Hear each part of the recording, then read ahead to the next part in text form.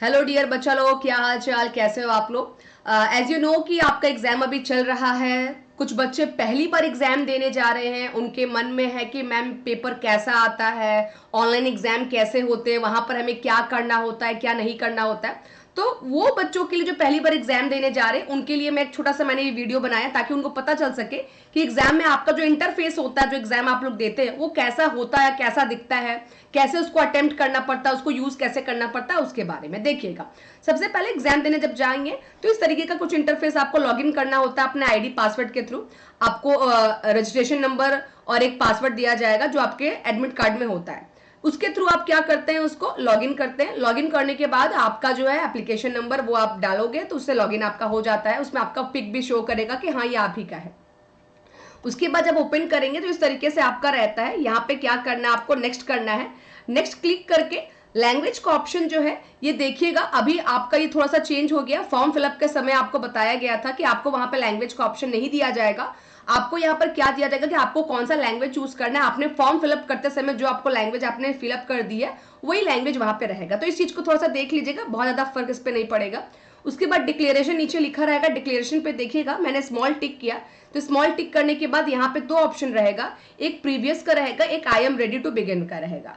Paper आपका कैसा होगा, कौन से पेपर में कितने मार्क्स होंगे, ये पूरा ऊपर आपका लिखा रहता है कि पेपर जो होगा किसमें 50 क्वेश्चन होंगे, किसमें 100 क्वेश्चन होंगे, ये पूरा आपका जो है यहाँ पे लिखा रहेगा। फिर इस पे क्या करेंगे, I am ready to begin कर देंगे। ये आपका देखिएगा पेपर 1 का ये फुल टेस्ट है, ठीक है ना। ये अभी मैं आपको जो दिखा रही हूँ ये किसका है, आपका ये पेपर 1 का यहाँ पे फुल टेस्ट है। विजिबल है ना पूरा, आप लोगों को दिख रहा है ना क्लियरली। हाँ ठीक है, चलिएगा।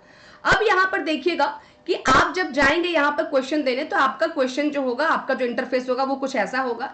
ये मैं आपको सिर्फ पेपर 1 का दिखा रही हूं, तो यहां पर बस पेपर 1 ऊपर में लिखा है, देखिएगा सेक्शन के जगह पे यहां पर पेपर 1। और आपके एग्जाम में क्योंकि दोनों पेपर कंबाइंड होगा तो यहां पर आपका पेपर 2 भी लिखा रहेगा। टाइम लेफ्ट वाला ऑप्शन यहाँ पर अगर आप देख रहे होंगे, मेरा मार्कर यहाँ पे चल नहीं रहा है बट ये आपको दिख रहा होगा कि टाइम लेफ्ट वाला ऑप्शन यहाँ पर एक है। तो टाइम लेफ्ट वाले ऑप्शन में आपका टाइमर ऑन रहेगा और ये बैक में चलता है 180, 179, 178 ऐसे बैक में जो है आपका ये टाइमर चलता रहेगा कितना समय आपके पास बचा है। अब क्या होता है कि क्वेश्चन यहाँ पे है 4 इसके ऑप्शन है।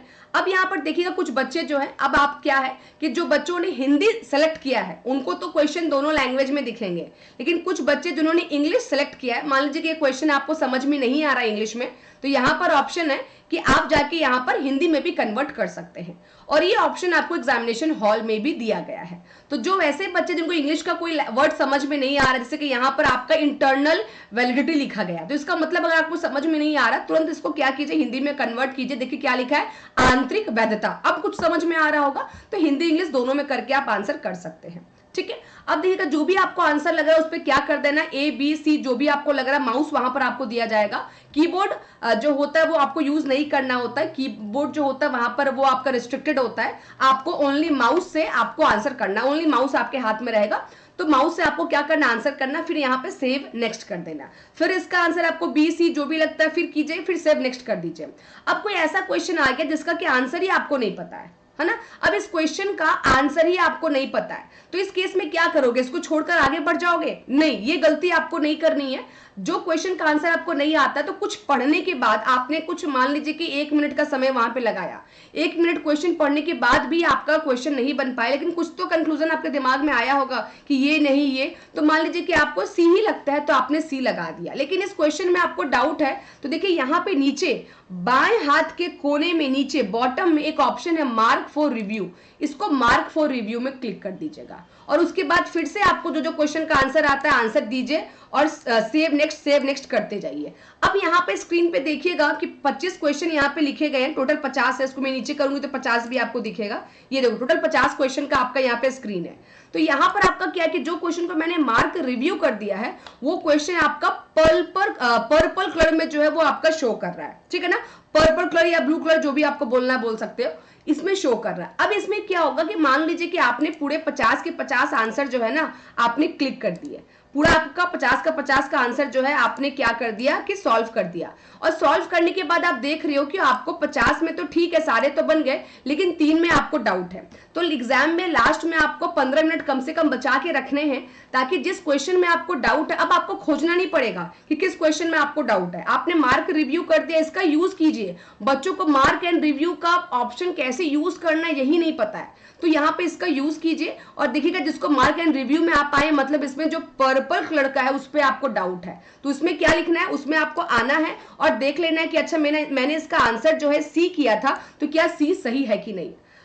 ये मत कीजिएगा कि उसका आंसर कुछ भी मत कीजिएगा और आगे बढ़ जाइएगा। इसमें क्या होगा कि मान लीजिए कि आपने कुछ भी आंसर नहीं किया और मार्क रिव्यू करके आगे बढ़ गए, हो सकता है कि लास्ट में बिल्कुल ही आपके पास टाइम न बचे, तब तो ये क्वेश्चन ही आपका छूट जाएगा। इसलिए ऑलवेज मार्क एंड रिव्यू में कुछ आंसर कर दीजिएगा, A B C D, negative marking तो है नहीं, जो भी आपको ठीक लगे आंसर कर दीजिए, और डाउट है तो मार्क रिव्यू कर दीजिए और उसके बाद में आगे बढ़ जाइए। जिस क्वेश्चन का आप आंसर नहीं दोगे वो रेड कलर का आपको शो करेगा, जिसका आंसर दोगे वो ग्रीन कलर शो करेगा, और जिसका आंसर देने के बाद आप रिव्यू कर दे रहे हो, ग्रीन टिक है ना, ग्रीन टिक का मतलब आपने आंसर दिया है, उसके बाद आपने रिव्यू किया है। तो इस तरीके से आपको पेपर एग्जामिनेशन हॉल में सॉल्व करने हैं।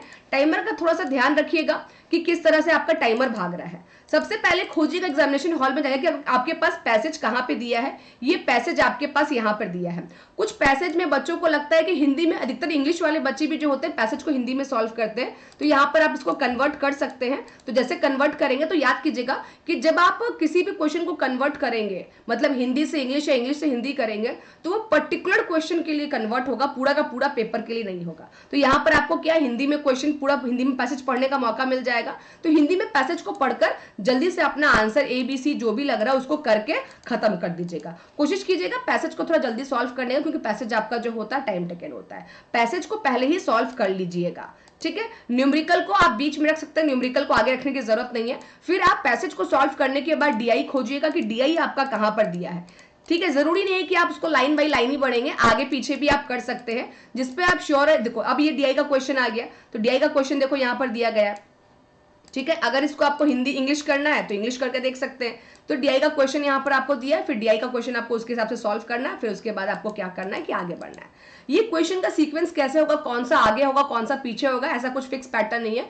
आपके मिक्स काइंड ऑफ क्वेश्चन होते हैं। हिंदी का क्या कहते हैं कि आपका research, ICT, communication, DI, passage, ये पूरा आपका मिक्स होता है।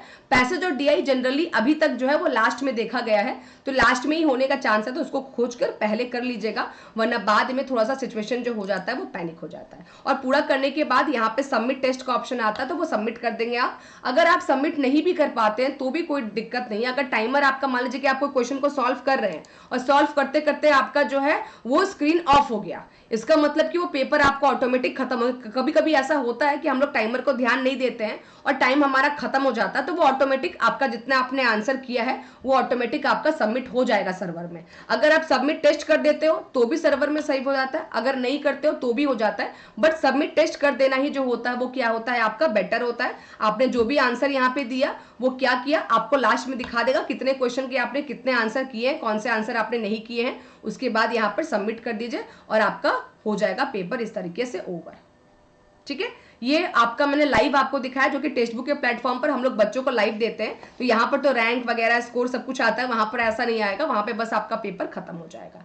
कुछ और भी डाउट है, अगर कुछ और भी आपको पूछना है तो कमेंट बॉक्स में आप अपना मैसेज कर सकते हैं और पूछ सकते हैं जो भी आपको डाउट है, अगर आप पहली बार एग्जाम देने जा रहे हैं कि क्या करना है क्या नहीं करना है। बाकी एक और वीडियो मैंने बनाया है कि एग्जाम के टिप्स, कि एग्जामिनेशन हॉल में आपको किन बातों का ध्यान रखना है। वो वीडियो भी बहुत इंपॉर्टेंट है, वो भी शॉर्ट वीडियो है 8-10 मिनट का, उसको भी देख लीजिएगा। ये दोनों वीडियो बहुत ज़्यादा आपके लिए इंपॉर्टेंट है अगर आप एग्जाम देने जा रहे हैं तो। Okay, bye, take care, all the very best. Study hard का समय अब चला गया है, अब जितना स्टडी आपने हार्ड किया है अब उसको इंप्लीमेंट करने का समय आ गया। सो पैनिक नहीं होना है, आराम से पानी पीते पीते थोड़ा सा रिलैक्स होकर एग्जाम दीजिए, बस टाइम का थोड़ा सा ध्यान रखिएगा, ठीक है ना। Bye, all the very best.